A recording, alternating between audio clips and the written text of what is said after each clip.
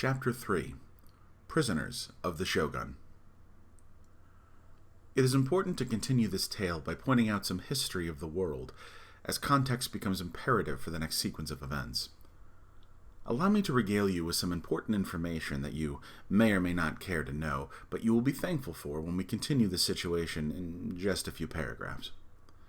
To begin with, let us try to establish a timeline for when these events take place. The world was at a moment of transition from being strangled to death by the capitalistic economies of first world countries and the emergence of AI and nanotechnology. Truth be told, all experts expected a sudden and complete downfall of mankind as the next age of Earth would begin. But something miraculous happened, an event that would become the end of humanity as it was, and push the world into a darker, more apocalyptic state simply by having happened. A man emerged, claiming to be the oldest living person in history.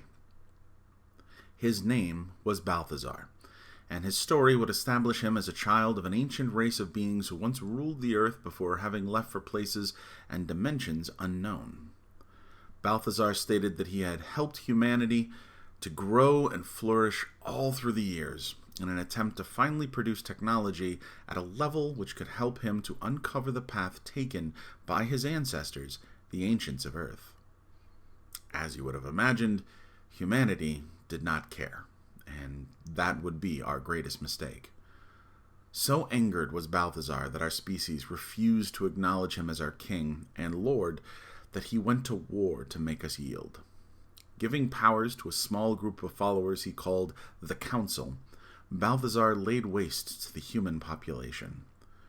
We never stood a chance against his terrible might, or his anger, or his disappointment. In a short time, the earth had been conquered by a madman. But the council was only a group of 12 men, and required an army to maintain control in peacetime. They conscripted the worst sort of people you can imagine, from rapists to murderers, and even the occasional insurance salesman. It was a brutal army meant to keep the peace through fear. But the world is a large place, and in areas like the Wasteland, these psychopathic grunts would only have a small, under-established outpost with which to terrorize the local community. For this reason, and possibly others yet unveiled, the great central city took form. The only free city left on Earth, it sits in the middle of the wasteland and oftentimes attempts to protect the local villages from the terror that is the Shogun. Which brings us back to the story at hand, as Dave Toriyama has been taken from the cell he had spent the last hour sitting in and brought before the Shogun Officer by the name of Flack. Lieutenant Flack. Or Smoochy Poo, as his mother calls him. The war which ended mankind's last age was over 100 years ago. Today, new officers are appointed from the children who have grown up in the world ruled by the Shogun. Flack, like most recruits, is a very miserable person who likes to inflict terrible harm onto those he sees beneath him. Not a very Smoochy Poo kind of thing to do, in all honesty. Flack wore his Shogun uniform with pride. His boots were buffed, his tunic pressed, and his cape carefully tapered to give it a more flowy feel. This was a man who took great strides to present himself with his appearance, and hoped to impress his superiors one day with that too. He reached out with a gloved hand and grabbed Dave's neck, pulling him and the chair he was tied to closer towards Flack's face. A face with a grimace. "I'm only going to ask you this one more time. Who sent you here?" Dave looked at Flack through bruised eyes and twitched his cheek from the pain that he had just begun to feel in his neck area. "I told you, I'm delivering a package. Nothing else." The smug smile on Flack's face made Dave feel queasy. "Ah, yes, UPX, right?" He gave a soft chuckle as he released Dave from his grasp. "I've seen UPX delivery men before. They're usually much larger than you." With everything in his power, Dave shoved down the instinct of "Hey!" that he wanted to shout. Instead, he spit out some blood and looked away. I've heard from some of us spies in Central City that UPX isn't just the delivery service. It's a network of spies themselves, trying to usurp the power of the Shogun in the Wasteland.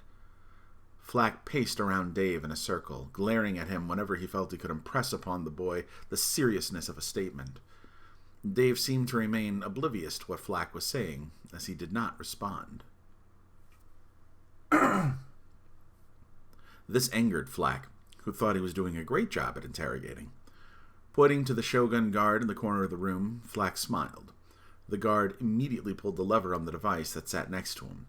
Electricity, generated by the device, flowed through the wires that were connected, across the floor, up the chair, and onto the leads that had been placed on Dave's chest and back. Dave convulsed. Moments later, Flack signaled the guard to stop. The guard obliged, switching the lever from the on position to the off position. The electricity stopped, and Dave slumped in the chair. That pain was one of the lowest settings on my torture device, mused Flack as he stood in front of Dave and stared at him with his beady eyes. The overly long eyebrows on Flack's face made an interesting motion, as if to indicate Flack was pleased with the pain he had just delivered. His long, pointed nose up in the air, Flack felt superior to Dave in the moment. Taking a deep breath, Dave attempted to speak without pain. He failed. Did you know that you've got a booger hanging out of your nose? Rage filled Flack's face as his eyes darted over to the guard, looking for confirmation. The guard simply shrugged. Flack pivoted on his heel, turning his face away from his captured prize, and as he quickly ran a gloved finger over his nostrils, Flack spat out, "You think you're so damn clever, don't you?" This tickled Dave, who gave a little laugh. I mean, more so than you. Where once were beady eyes, now flames surrounding a hollowed-out skull appeared in Flack's irises. How dare this impudent child speak to him in such a manner? How dare you, you impudent child, speak to me in such a manner? He screamed, copying the author's description. You know, like a talentless hack. You've been torturing me for, feels like hours. All you've gotten from me is that I'm a delivery boy. Dave coughed, feeling vulnerable. You're a grown man with a skinny mustache that you probably twirl when you're having some cruel thought. You're not even worth my time. Flack twirled his mustache as he began to get a very wicked idea. Maybe this isn't the kind of torture you'd respond to, eh? But what if I were to torture those children in the cells? Maybe that would loosen your tongue. Dave winced in pain. No, you can't. A deep and billowing laugh came from Flack. Are you ready to talk now? Giving a long, exasperated sigh, Dave nodded. Good. Now that we understand each other, we can begin. Tell me, who sent you here? Dave Toriyama took a long beat to breathe, then began his story. If you're going to understand who sent me, you need to know how I got involved with UPX delivery services. It actually goes all the way back to when I was only a boy. You see, my parents had died soon after I was born, and I was placed in an orphanage in a little town called... Stop! Flack screamed. No. I don't need your entire backstory. Just skip ahead to the part where you were sent here. Dave nodded, gathering his thoughts. All right, well, in that case, no one sent me. The look of disbelief on Flack's face was damning. Seriously, no one. I came here on my own. Flack's face remained in the same position, one of disbelief. Look, there's all this context to things. If you want to understand, I need to tell you my backstory.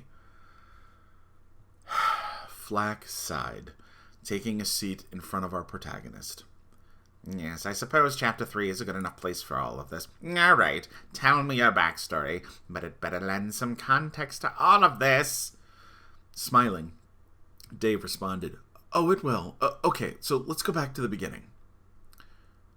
If you're going to understand who sent me, you need to know how I got involved with UPX delivery services. It actually goes all the way back to when I was only a boy. You see, my parents had died soon after I was born, and I was placed in an orphanage. Yes, I know. Please, must we know all of this? Okay, Dave relented. I'll skip ahead a little. You see, in the orphanage, I wasn't very popular.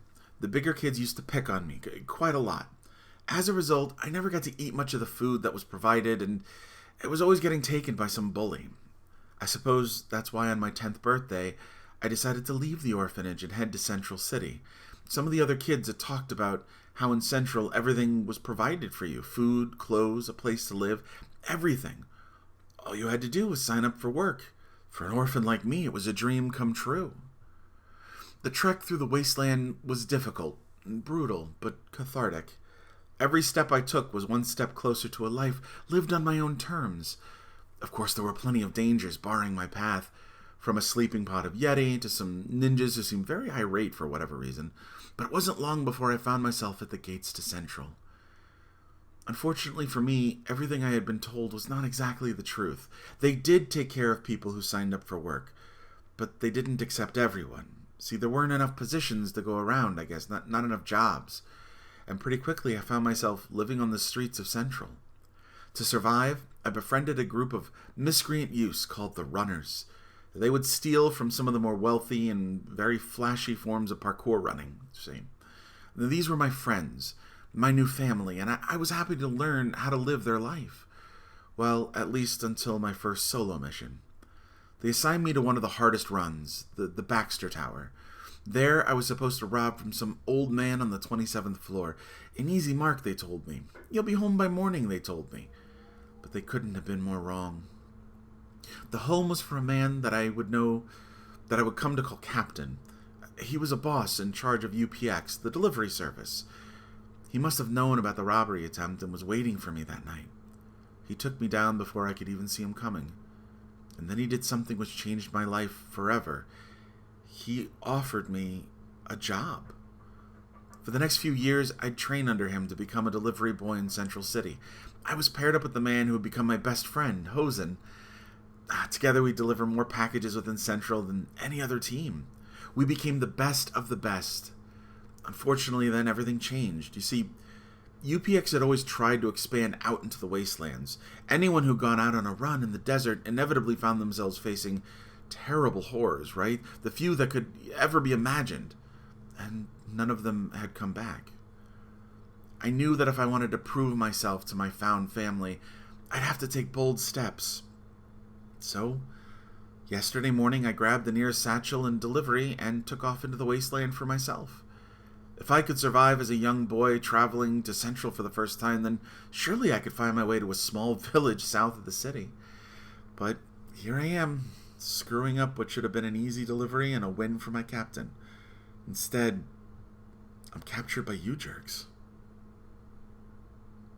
Giving this information some thought, Flack nodded slowly, with an overwhelmed look in his eyes.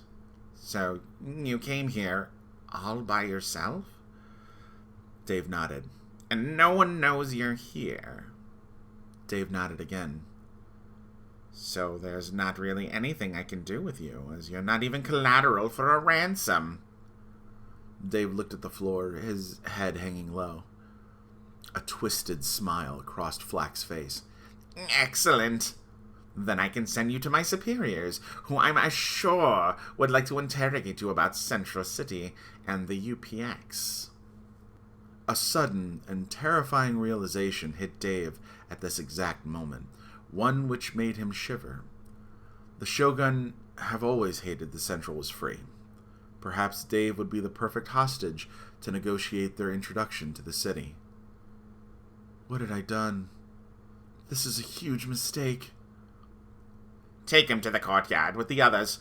Prepare to execute the villagers in Shi'ell.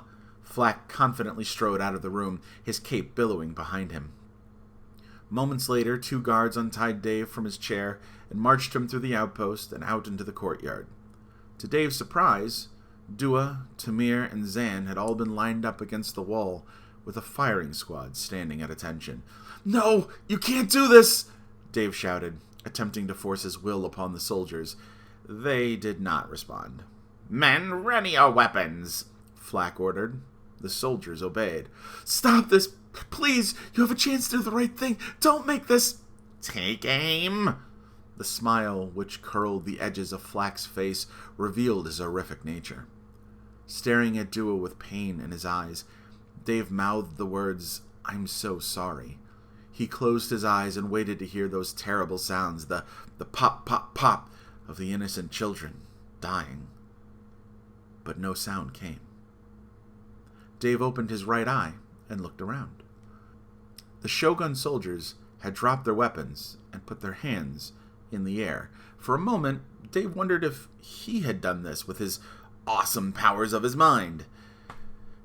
Then he remembered that this was real life and not some schlocky fantasy book written by an unknown author and self-published without even a hint of professional editing. So probably not some cool new superpower that he had developed. Surrounding the courtyard and aiming their weapons at the Shogun soldiers were an army of robots. They stood as tall as a normal person, walked on two legs, and were painted a deep blue with gold accents that seemed to be chipping away after many years of use. Where there were only a dozen or so Shogun soldiers, there had to be at least 30 of these robots, all armed. "What is this? Who are you?" Lieutenant Flax screamed, panicking. From a booming voice magnified by a bullhorn came the response. "You are under arrest for the illegal detaining of Central City personnel. Lay down all weapons and surrender immediately or face the consequences." The soldiers had followed this order already, and all knelt to the ground and put their hands over their heads. 2 robots per soldier stepped forward to detain them, cuffing their hands and taking them out of the outpost. Flack had no choice but to comply. He screamed and cried as they dragged him away. One of the robots stepped up to Dave, and after a brief moment, it released him from his bonds. Dave frowned, realizing what was happening. Dua and Tamir ran over to Dave with very puzzled faces. "Dave, are you all right?" Dua asked, sympathetically. Dave nodded. "What happened? Why are we free?" Tamir stood in a battle stance, prepared to fight. "It's because of me. I'm sorry," Dave sulked. "You? But why?" Dua was cut off by a tall man wearing a long coat who approached the teenagers. "David Gordon Toriyama?" Dave nodded. "My name is Inspector Green. I've been commissioned to bring you home. Are you all right? Did they hurt you?" Dave shook his head. No, not really." Staring with shocked eyes, Dua responded, "They tortured him. Of course he's hurt." Placing his hand on her arm, Dave gave Dua a small smile. "Nah, it was nothing I wasn't trained for." The inspector reached out his hand towards Dave. "Let's go, son. I'm taking you home." End of chapter.